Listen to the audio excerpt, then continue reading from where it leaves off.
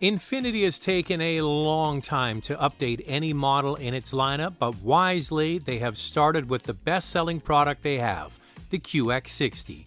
The QX60 is a mid-sized, three-row SUV based on the same platform as the Nissan Pathfinder, sharing a new 9-speed automatic transmission, thankfully replacing the old continuously variable unit.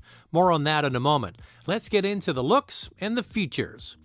While this is a nice-looking premium SUV, it isn't as refined and upscale as the concept that was shown just a few months ago. That was a concept, this is reality. The overall shape and design does take design cues from the previous Infiniti model and a touch of Pathfinder thrown in for good measure. No, I'm not sure about the oversized faux exhaust covers or whatever those are supposed to be. Real exhaust tips might have been better. The signature launch color is called Moonbow. Thanks to special pigments in the paint, it shifts the hue depending on the angle viewed and the time of day. Chrome frames the grille and reaches up towards the corners into what Infiniti calls piano key LED headlamps, which are standard on all QX60 grades. There is now a two-tone roof for the first time. The black roof visually stretches towards the rear and is accented with chrome around the windows. 20-inch machine-finished alloy wheels are available on most grades.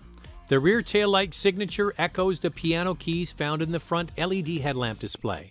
Infiniti states the Japanese origami paper folding inspired the grille, and the logo on the lower part of the grille is a nice touch. Now what you're looking at on the inside is the autographed top trim of the QX60. As is the trend actually initiated by Infiniti years ago, is the use or overuse of quilted materials on the door, seats, and dash. This is eye-catching, but it could be argued that this trend is getting a bit overdone. Lower trims will be less garish if that's your taste. In addition, this top trim is fitted with semi-aniline leather for a richer, more upscale experience. Also, there is open-pore wood to give an overall sense of being premium. Before we get into screen sizes, etc., it must be said that the center console is very well done and a logical design that other brands really could learn from. Yes, there is still a rotary volume knob, dials for heat controls, a proper shifter, and a very logical layout. Yes, there are some capacitive buttons, but overall this is a nice balance. Other brands certainly could take note. The screens are large, as they should be on a premium vehicle. It starts with a 12.3-inch interactive touchscreen for infotainment with wireless Apple CarPlay but US-based Android Auto. There's also an available 12.3-inch dynamic instrument cluster, and this can be paired with a 10.8-inch head-up display.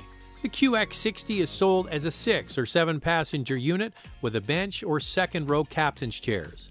Infiniti has kept a very popular feature, the sliding and tilting second-row seat that enables a child seat to remain in place while still gaining access to the third row. As you can see from this cutaway, the second and third row seats are higher. This is called theater seating for better outward visibility.